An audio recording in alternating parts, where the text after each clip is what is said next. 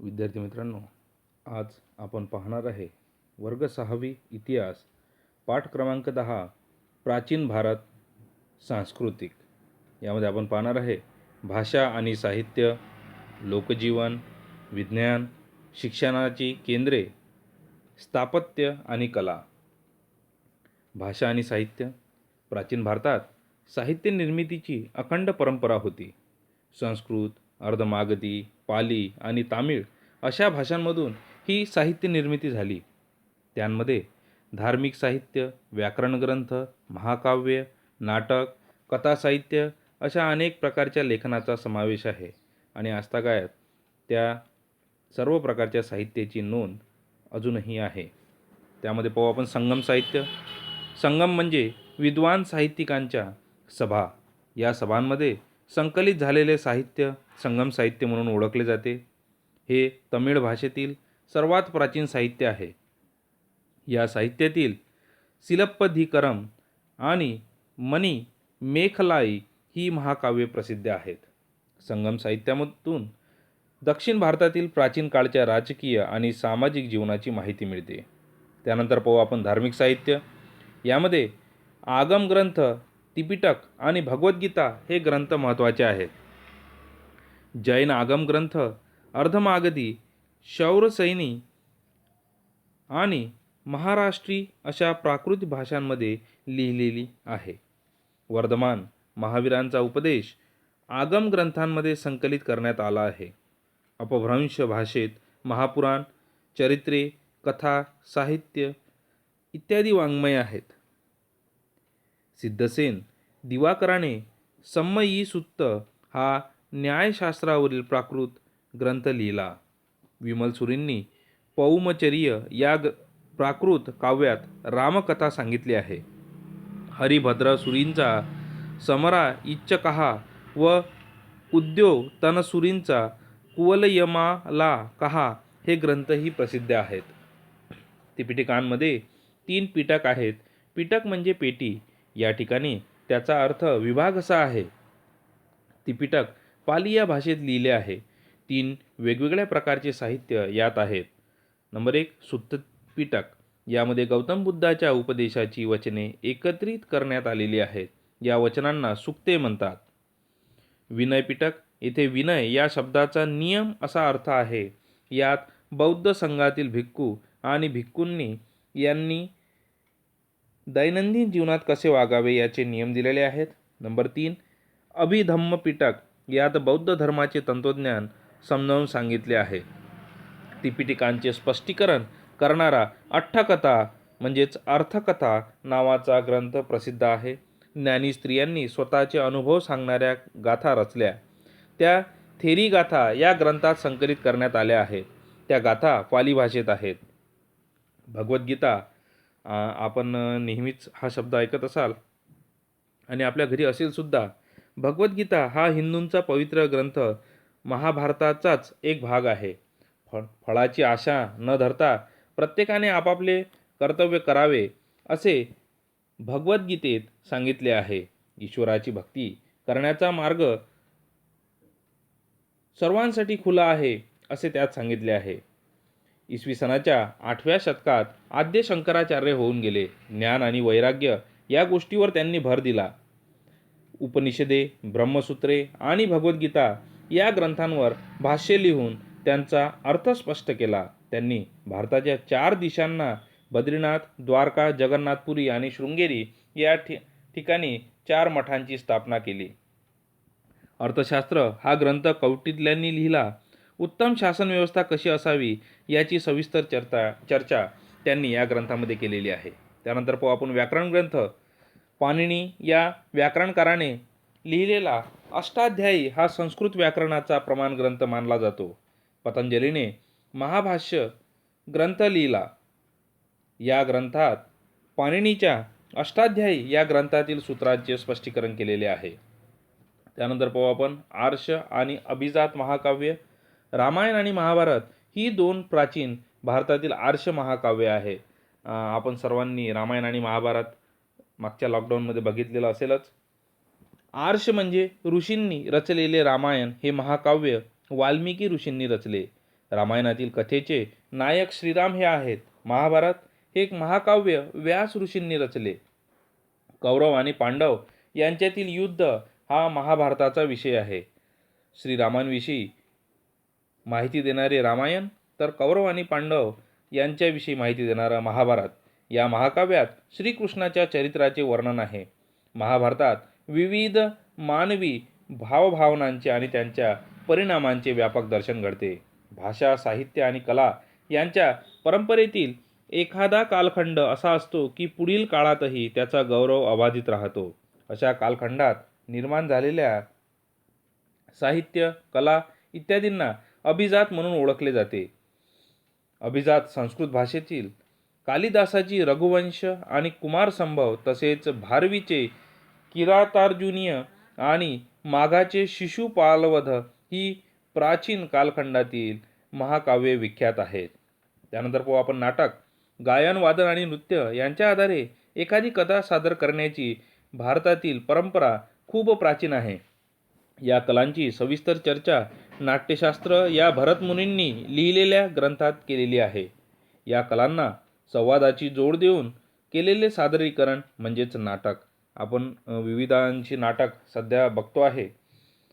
प्राचीन संस्कृत नाटकांमध्ये भास या नाटककाराचे, स्वप्न वासवदत्त, कालिदासाचे अभिज्ञान शाकुंतल यासारखी अनेक नाटके सुप्रसिद्ध आहेत. त्यानंतर पाहू आपण कथासाहित्य. प्राचीन काळी भारतामध्ये कथा साहित्याचा उपयोग मनोरंजनाद्वारे शिक्षण देण्यासाठी केला जात असे. गुणाढ्य यांचा पैशाची नावाच्या भाषेतील बृहत्कथा हा ग्रंथ विख्यात आहे. विष्णू शर्मा नावाच्या पंडिताने रचलेला पंचतंत्र हा ग्रंथ कथा साहित्याचा उत्कृष्ट नमुना आहे. या ग्रंथाचे अनेक भाषांमध्ये भाषांतर झाले आहे. बौद्ध जातक कथाही विख्यात आहेत. त्यानंतर पाहू आपण त्या काळी लोकजीवन. प्राचीन भारतातील साहित्यातून तत्कालीन लोकजीवनाची माहिती मिळते. प्राचीन भारतात देशांतर्गत आणि दूरवरच्या देशांशी असलेल्या व्यापारामुळे समृद्धी नांदत होती. समाजात विविध जातींमध्ये विभागला गेलेला होता. वेगवेगळ्या कारागिरांच्या आणि व्यापाऱ्यांच्या संघटना होत्या, त्यांना श्रेणी असे म्हणत. सागरी आणि खुष्कीच्या मार्गांनी व्यापार चालत असे. तलम, कापड, हस्तिदंत, मौल्यवान रत्ने, मसाल्याचे पदार्थ, उत्कृष्ट बनावटीची मातीची भांडी इत्यादी भारतीय वस्तूंना परदेशात खूप मागणी असे. तांदूळ, गहू, सातू, मसूर ही मुख्य पिके होती. लोकांच्या आहारात या धान्यांपासून बनविलेले विविध पदार्थ तसेच मांस, मासे, दूध, तूप आणि फळे यांचा समावेश असे. आता आपण हे सर्व हडप्पा संस्कृतीच्या पाठामध्ये पाहिलेलं आहे. लोक प्रामुख्याने सुती वस्त्रे वापरत, तसेच रेशीम आणि लोकरीची वस्त्रेही वापरत होती. ती वस्त्रे साधारणपणे आजचे धोतर, उपरणे, मुंडासे, साडी या प्रकारचीच होती. कुशाणांच्या काळात कपडे शिवण्याच्या पद्धतीचा परिचय भारतीयांना झाला. त्यानंतर पाहू आपण विज्ञान. वैद्यकशास्त्र. भारतीय वैद्यकशास्त्राला आयुर्वेद असे म्हणतात, जे आयुर्वेद आजही प्रचलित आहे. आयुर्वेदाला खूप प्राचीन परंपरा आहे. आयुर्वेदांमध्ये रोगांची लक्षणे, रोगांचे निदान, रोगांवरील उपचार या गोष्टींचा विचार केलेला आहे. त्याबरोबरच रोग होऊ नये म्हणून काय करायला पाहिजे याचाही विचार करण्यात आला आहे. बिंबिसाराच्या दरबारात जीवक हा प्रसिद्ध वैद्य होता. चरकसंहिता या ग्रंथात वैद्यकीय चिकित्साशास्त्र आणि औषधशास्त्र यांची सविस्तर माहिती दिलेली आहे. हा ग्रंथ चरक याने लिहिला. सुश्रुत या शल्यविशारदाने लिहिलेल्या सुश्रुत संहिता या ग्रंथात विविध रोगांचे निदान आणि त्यावरील उपाय यांची माहिती आहे. या ग्रंथांचा विशेष म्हणजे त्यामध्ये विविध कारणांनी होणाऱ्या जखमा, अस्थिभंग, त्यांचे प्रकार आणि त्यावरील शस्त्रक्रियांचे प्रकार यांची चर्चा केलेली आहे. सुश्रुत संहितेचे अरबी भाषेमध्ये भाषांतर झाले होते. त्याचे नाव किताबे सुसूद असे होते. वाग्भटाने वैद्यकशास्त्रावर अनेक ग्रंथ लिहिले. त्यातील अष्टांग संग्रह आणि अष्टांग हृदय संहिता हे प्रमुख आहेत. सिद्ध नागार्जुन या बौद्ध भिक्खूने लिहिलेल्या रसरत्नाकर या ग्रंथात रसायने आणि धातू या संबंधीची माहिती आहे. त्यानंतर पाहू आपण गणित आणि खगोलशास्त्र. प्राचीन भारतीयांनी गणित आणि खगोलशास्त्र या विषयाचा सखोल अभ्यास केलेला होता. 1 ते 9 आणि 0 या संख्यांचा वापर भारतीयांनी प्रथम केला. एकम, दहम अशा स्थानकानुसार अंकांची किंमत बदलते हे प्राचीन भारतीयांना माहिती होते. आर्यभट्ट नावाच्या शास्त्रज्ञाने आर्यभटीय हा ग्रंथ लिहिला होता. त्याने गणिती क्रियांची अनेक सूत्रे दिली आहेत. आर्यभट खगोलशास्त्रज्ञही होता. खगोलशास्त्रज्ञ म्हणजे पृथ्वी, अवकाश याविषयी माहिती असणारे शास्त्र. पृथ्वी सूर्याभोवती फिरते हे त्याने सांगितले. इसवी सनाच्या 6व्या शतकात होऊन गेलेला वराहमिहिर याने सिद्धांतिका नावाचा ग्रंथ लिहिला. त्यात भारतीय खगोलशास्त्रीय सिद्धांताबरोबर ग्रीक, रोमन, इजिप्ती या संस्कृतीमधील खगोलशास्त्रीय सिद्धांताचा विचार केलेला आहे. इसवी सनाच्या 7व्या शतकात होऊन गेलेल्या ब्रह्मगुप्त या गणितज्ञाने लिहिलेल्या ग्रंथाचे अरबी भाषेत रूपांतर केलेले आहे. त्यानंतर पाहू आपण शिक्षणाची केंद्रे. प्राचीन भारतात शिक्षणाची अनेक नाणावलेली केंद्रे होती. तेथे शिक्षण घेण्यासाठी परदेशातूनही विद्यार्थी येत असत. जसं त्यामध्ये सर्वात महत्त्वाचं आहे तक्षशिला विद्यापीठ. तक्षशिला हे प्राचीन भारतीय व्यापारी मार्गावरील महत्त्वाचे शहर होते. सध्या हे स्थान पाकिस्तानात आहे. तेथे सापडलेल्या पुरातत्वीय पुराव्याच्या आधारे ते इसवी सन पूर्व 6व्या शतकात वसवले गेले असे दिसते. गौतम बुद्धाच्या समकालीन असलेला जीवक नावाचा वैद्य तक्षशिला विद्यापीठात शिकत होता. इसवी सन पूर्व 4थ्या शतकात तक्षशिला विद्यापीठाची कीर्ती सर्वदूर पसरलेली होती.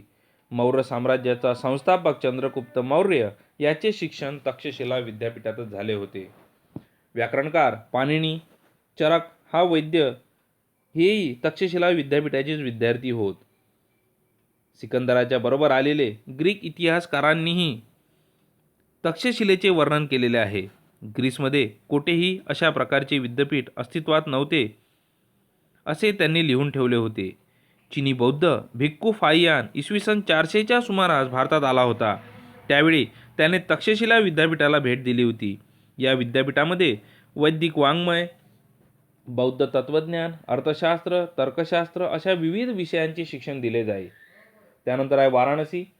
वर्णा आणि असी या गंगेच्या 2 उपनद्या आहेत. या 2 नद्यांच्या मध्ये वसलेल्या शहराला वाराणसी हे नाव मिळालेले आहे. वाराणसीमध्ये वेदांचे तसेच जैन आणि बौद्ध तत्त्वज्ञानाचे शिक्षण देणारी केंद्रे प्राचीन काळापासून होती. वलभी गुजरातमध्ये सौराष्ट्रात वलभी नावाचे प्राचीन नगर होते.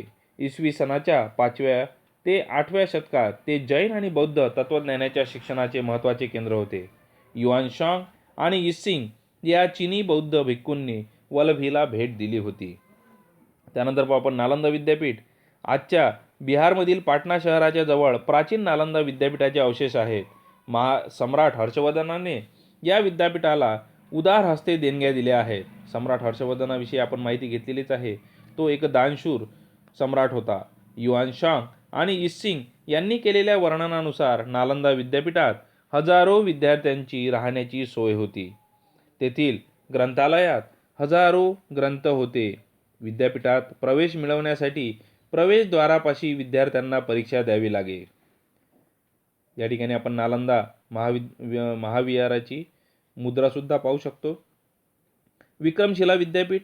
विक्रमशिला विद्यापीठ आजच्या बिहारमधील भागलपूरच्या जवळ होते. धर्मपाल नावाच्या राजाने त्याची स्थापना इसवी सनाच्या 8व्या शतकात केली. तिथे 6 विहार होते. प्रत्येक विहाराचे प्रवेशद्वार स्वतंत्र होते. त्यानंतर आहे कांची. पल्लव राजसत्तेच्या काळात इसवी सन 6वे शतक आजच्या तामिळनाडूमधील कांची हे शहर महत्त्वाचे शैक्षणिक केंद्र बनले होते. तिथे वैदिक, जैन आणि बौद्ध ग्रंथांचे अध्ययन आणि अध्यापन केले जाई. त्यानंतर पाहू आपण स्थापत्य आणि कला. मौर्य आणि गुप्त काळात भारतीय स्थापत्य कलेच्या विकासाचा उत्कर्ष झाला. सम्राट अशोकाने ठिकठिकाणी उभारलेले दगडी स्तंभ ही भारतीय शिल्पकलेची उत्कृष्ट उदाहरणे आहेत. सांची येथील स्तूप आणि उदयगिरी, खंडगिरी, कार्ले, नाशिक, अजिंठा, वेरूळ इत्यादी ठिकाणच्या लेण्यांमधून तीच परंपरा अधिकाधिक विकसित होत गेली. जर आपण दक्षिण भारतात गेलो तर आपल्याला या स्थापत्यकलेचे खूप सारे नमुने पाहायला मिळतील की जे आजतागायत आपल्याला त्यांची कलाकृती विचारात पाडणारी आहे. गुप्त काळात भारतीय मूर्तिकलेचा विकास झाला. दक्षिण भारतात चालुक्य आणि पल्लव राजसत्तेच्या काळात मंदिर स्थापत्यांचा विकास झाला. महाबलीपुरमची मंदिरे त्यात साक्ष देतात. पल्लव राजसत्तेच्या काळात देवदेवतांच्या कांस्यमूर्ती बनवण्यास सुरुवात झाली होती. दिल्लीजवळ मेहरौली येथे असलेल्या गुप्तकालीन लोहस्तंभाच्या आधारे प्राचीन भारतीयांचे धातुशास्त्राचे ज्ञान किती प्रगत होते हे समजते. प्राचीन भारतीय संस्कृतीत अत्यंत समृद्ध आणि प्रगत होती हे आपण पाहिले. आतापर्यंत आपण या सर्वांविषयी माहिती घेत आलेलो आहे आणि पुढील पाठामध्ये आपण इतर संस्कृतीचा आलेला संपर्कसुद्धा पाहणार आहे.